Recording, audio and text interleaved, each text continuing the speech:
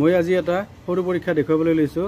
সেইটো হ'ল আয়নীয় যৌগবিলাক পানীত দ্ৰৱীভূত হয় আৰু আনহাতে যিবিলাক আমাৰ আয়নীয় যৌগ নহয় সহযোজী যৌগ সেইবিলাক পেট্ৰল ডিজেল আদিত দ্ৰৱীভূত হয়। মই আজি পৰীক্ষাটোৰ কাৰণে ইয়াতে পানী লৈছোঁ আৰু পেট্ৰল লৈছোঁ। ছাত্ৰ ছাত্ৰীসকলক মই এটা অনুৰোধ জনাওঁ যাতে পৰীক্ষাটো কৰোঁতে পেট্ৰল বটা দি থাকিলে নলয় আৰু ওচৰত যদি জুই থাকে তেতিয়াহ'লে এইবিলাক যাতে নলয়।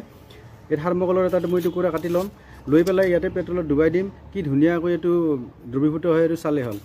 থাৰ্মকল হ'ল এটা প্ৰাইমাৰী পলিষ্টাৰিন আৰু ই পেট্ৰলত ধুনীয়াকৈ দ্ৰৱীভূত হয়।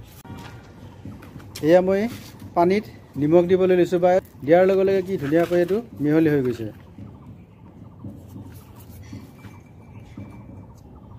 কিন্তু ইয়াতে আমি যদি থাৰ্মকল এটুকুৰা দিওঁ তেতিয়াহ'লে থাৰ্মকল টুকুৰা ইয়াতে মিহলি হৈ নাযায়।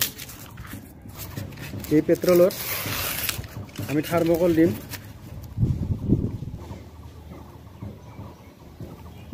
এই থাৰ্মকলটো পেট্ৰলত ধুনীয়াকৈ দ্ৰৱীভূত হৈ গৈছে, দেখা পাইছেনে?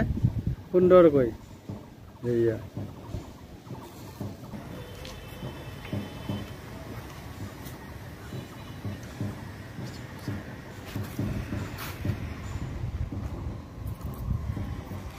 গতিকে আমি এইটো পৰীক্ষাৰ পৰা কি গম পাব পাৰোঁ যে আয়নীয় যৌগবিলাক সাধাৰণতে পানী দ্ৰৱীভূত হয়, আনহাতে সহযোজী যৌগবিলাক বা কাৰ্বন যৌগবিলাক পেট্ৰল ডিজেল আদিৰ দৰে দ্ৰব্য দ্ৰৱীভূত হয়। Thank U.